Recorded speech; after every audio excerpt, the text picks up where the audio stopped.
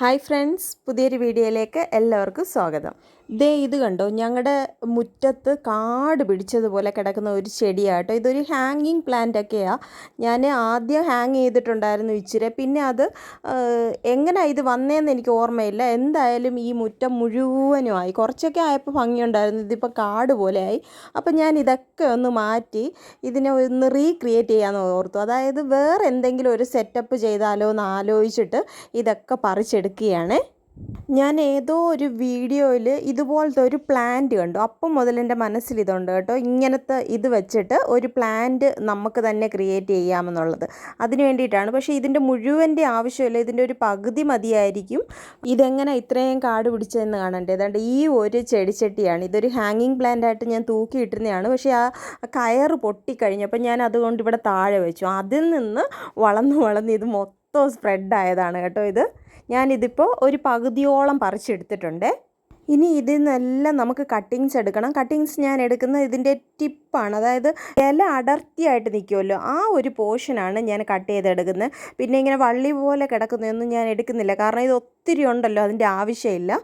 അപ്പോൾ ഈ ചെടിയുടെ എൻഡ് പോർഷനിൽ ബുഷിയായിട്ട് ഇല നിൽപ്പുണ്ടല്ലോ, ആ ഒരു പോർഷൻ മാത്രമാണ് ഞാനിവിടെ കട്ട് ചെയ്തെടുക്കുന്നത്. ഇങ്ങനത്തെ കുറേ നമുക്ക് ആവശ്യമുണ്ട്. അപ്പോൾ ഇത് മുഴുവനായിട്ട് നമുക്കൊന്ന് കട്ട് ചെയ്തെടുക്കാവേ. ഇത് ഞാൻ കുറേ കട്ട് ചെയ്ത് മാറ്റി വെച്ചിട്ടുണ്ട്. അടുത്തതായിട്ട് നമുക്ക് വേണ്ടത് കുറച്ച് പ്ലാസ്റ്റിക് ബോട്ടിലുകളാണ്. ഇതുപോലെ പ്ലാസ്റ്റിക് ബോട്ടിലിൻ്റെ ഒരെൻഡ് നമുക്ക് കട്ട് ചെയ്ത് മാറ്റണം. ഒന്നീ അതിൻ്റെ ബോട്ടം അല്ലെങ്കിൽ ടോപ്പ്, ഏതെങ്കിലും ഒരു എൻഡ് നമുക്ക് കട്ട് ചെയ്ത് മാറ്റി ഈ ബോട്ടിലിൻ്റെ ഒരാവശ്യമുണ്ട് നമുക്ക്. ഞാനിവിടെ ഒരു 8-10 ബോട്ടിലുകൾ ഇതുപോലെ കട്ട് ചെയ്ത് വെച്ചിട്ടുണ്ട്. ഇത് ഒന്നുപോലത്തെ ബോട്ടിൽ വേണമെന്നൊന്നുമില്ല, ഏത് ബോട്ടിലായാലും കുഴപ്പമില്ല, പ്ലാസ്റ്റിക്കിലായിരിക്കണമെന്നേ ഉള്ളൂ. നമുക്ക് വേസ്റ്റായിട്ട് കളയുന്ന ഏത് വലിപ്പത്തിലോ ഏത് ഡിസൈൻ, അതൊന്നും ഒരു മാറ്ററല്ല. ഇനി നമുക്ക് ചെയ്യേണ്ടത് ഇതിലെല്ലാം ഒന്ന് ഹോൾ ഇട്ട് കൊടുക്കണം. ഞാനിവിടെ കമ്പി ഉരുക്കിയാണ് ഹോൾ ഇടുന്നത്. ഇത് മുഴുവനായിട്ട് നമുക്കൊന്ന് ഹോൾ ഇട്ടെടുക്കാവേ. ഈ ബോട്ടിലിൻ്റെ ലേബലൊക്കെ ഞാൻ മാറ്റിയിട്ടുണ്ട്. പിന്നെ ഈ ബോട്ടിൽ എനിക്ക് കിട്ടിയത് ഞങ്ങളുടെ വീട്ടിലെന്തോ ഫംഗ്ഷന് വേണ്ടിയിട്ട് ഇതുപോലെ മേടിച്ചതായിരുന്നു. അതുകൊണ്ടാണ് എനിക്ക് കുറേ ഒന്നുപോലത്തെ ബോട്ടിൽ കിട്ടിയത്. എന്തായാലും ഈ ബോട്ടിലിൽ അടുപ്പിച്ച് കുറേ ഹോളുകൾ ഇട്ട് കൊടുക്കാം നമുക്ക്. ഞങ്ങളെല്ലാവരും കൂടെ ഒരുവിധം ഇതിൻ്റെ എല്ലാത്തിൻ്റെയും ഹോൾ ഇട്ട് കഴിഞ്ഞിട്ടുണ്ട്. അടുത്തതായിട്ട് നമുക്ക് വേണ്ടത് ഒരു കമ്പാണ്. ഞാനിവിടെ ഒരു പേരക്കമ്പാണ് എടുത്തേക്കുന്നത്. കുറേ ശിഖരങ്ങളൊക്കെയുള്ള കമ്പ് വേണം നമ്മൾ സെലക്ട് ചെയ്യാൻ. അതുപോലെ നല്ല ബലമുള്ള കട്ടിയുള്ള കമ്പ് വേണം സെലക്ട് ചെയ്യാൻ, അല്ലെങ്കിൽ നമുക്ക് ഇതുപോലെ ചെടിച്ചട്ടിയിൽ നട്ടു കൊടുക്കാനാണ് കേട്ടോ. എന്നിട്ട് നമ്മൾ ഈ കുപ്പികളെല്ലാം ഇതിൽ ഫിക്സ് ചെയ്യണം, മണ്ണ് നിറയ്ക്കണം. അപ്പോഴത്തേക്ക് ഇതിൻ്റെ വെയിറ്റ് താങ്ങത്തില്ല. അതുകൊണ്ട് ഇച്ചിരി വെയിറ്റുള്ള നല്ല ഒരു കമ്പ് വേണം നമ്മൾ സെലക്ട് ചെയ്യാൻ. അതുപോലെ തന്നെ പല ശിഖരങ്ങൾ വരുന്ന രീതിയിലായിരുന്നെങ്കിൽ കുറച്ചുകൂടെ ഭംഗിയായിരിക്കുമേ. മണ്ണ് മാത്രം ഉപയോഗിച്ചാൽ ഇത് കറക്റ്റായിട്ട് നിൽക്കത്തില്ല. കുറച്ച് ചല്ലിയോ അല്ല കല്ലുകളോ എന്തെങ്കിലും വെച്ചൊന്ന് ഫിക്സ് ചെയ്യണേ. പിന്നെ ഞാൻ ഹോളിട്ട് ഇവിടെ എടുത്തിട്ടുള്ള ബോട്ടിലുകളെല്ലാം നമുക്ക് ഈ ചെടിയിലോട്ട്, അതായത് നമ്മുടെ ഈ കമ്പിലോട്ട് ഒന്ന് ഫിക്സ് ചെയ്ത് കൊടുക്കണം. അതിനായിട്ട് ഞാനിവിടെ കേബിൾ ടൈ ആണ് എടുത്തേക്കുന്നത്. നമ്മൾ കട്ട് ചെയ്ത് വെച്ചിരിക്കുന്ന ഓരോ ശിഖരത്തിലും ഈ ബോട്ടിലൊന്ന് ഫിക്സ് ചെയ്ത് കൊടുക്കണം. അതിനായിട്ട് നമ്മൾ ഓൾറെഡി ഒത്തിരി ഹോൾ ഇട്ടിട്ടുണ്ട് ഈ ബോട്ടിൽ. അതിലേതെങ്കിലും ഒരു ഹോളിനകത്തൂടെ കയറ്റി മറ്റൊരു ഹോളിലൂടെ ഇറക്കി നമ്മുടെ ഈ ഒരു കമ്പയിൽ നമുക്കിതൊന്ന് ടൈ ചെയ്ത് പിടിപ്പിക്കാവേ.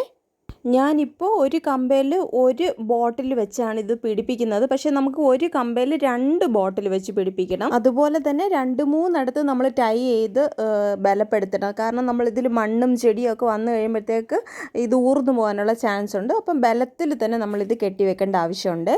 എല്ലാ ബോട്ടിലുകളും നമ്മുടെ ഈ പ്ലാന്റിലോട്ട് ഒന്ന് സെറ്റ് ചെയ്തതിന് ശേഷം ഈ എക്സസ് ആയിട്ട് നിൽക്കുന്ന കേബിൾ ടൈ ഉണ്ടല്ലോ, അതൊക്കെ നമുക്കൊന്ന് കട്ട് ചെയ്ത് മാറ്റാവേ. അങ്ങനെ ഞാൻ ഏകദേശം എല്ലാ ബ്രാഞ്ചസിലും 2 ബോട്ടിൽ വെച്ച് ഫിക്സ് ചെയ്ത് വെച്ചിട്ടുണ്ട്. ഇനി നമ്മുടെ ഈ ബോട്ടിലുകളിലെല്ലാം മണ്ണ് നമ്മൾ നിറയ്ക്കണമേ. ചകിരിപ്പൊടിയും ചാണകവും മണ്ണും മണലും എല്ലാം കൂടെ മിക്സ് ചെയ്ത ഒരു സംഭവമാണ് കേട്ടോ ഇതിട്ട് കൊടുക്കാൻ പിന്നെ പ്രത്യേക ടൂളിൻ്റെ ഒന്നും ആവശ്യമില്ല. നമ്മൾ സാധാരണ പുട്ടുകുറ്റിക്കകത്ത് പുട്ടുപൊടി ഇട്ട് കൊടുക്കത്തില്ലേ, അതുപോലെ അങ്ങ് ഇട്ട് കൊടുത്താൽ മതി കേട്ടോ. ഈസി ആയിട്ട് നമുക്ക് കാര്യം സാധിക്കാൻ പറ്റും. ഇതുപോലെ കുറേശ്ശെ മണ്ണ് നിറച്ചതിന് ശേഷം നമ്മൾ ഓൾറെഡി ബോട്ടിലിൽ ഹോൾ ഇട്ട് വെച്ചിട്ടുണ്ടല്ലോ, ആ ഹോൾ വഴി നമ്മൾ ഈ ഓരോ ചെടിയും അതിനകത്തൊന്ന് വെച്ച് കൊടുക്കണേ. നമ്മൾ ഇട്ട് കൊടുത്തിട്ടുള്ള എല്ലാ ഹോളിലും നമ്മൾ ഈ ചെടിയുടെ ഓരോ തണ്ടും കയറ്റി വെക്കണം. അല്ലെങ്കിൽ നമ്മുടെ ഈ ബോട്ടിലിൻ്റെ ഇത് പുറത്തു നിന്ന് നോക്കിയാൽ കാണാൻ പറ്റും. അപ്പം ബോട്ടിൽ തീരെ കാണാൻ പറ്റാത്ത ഇങ്ങനെ നല്ലൊരു ബോൾ പോലെ അല്ലെങ്കിൽ നല്ലൊരു ബഞ്ചായിട്ട് നമുക്ക് ഈ ലീഫ് മാത്രം നിൽക്കുന്ന രീതിയിൽ വേണമെങ്കിൽ നമ്മളിത് ഫുള്ള് 4 ചുറ്റോടും ഇത് ഫുള്ളായിട്ട് കവർ ചെയ്ത് വെച്ച് കൊടുക്കണേ.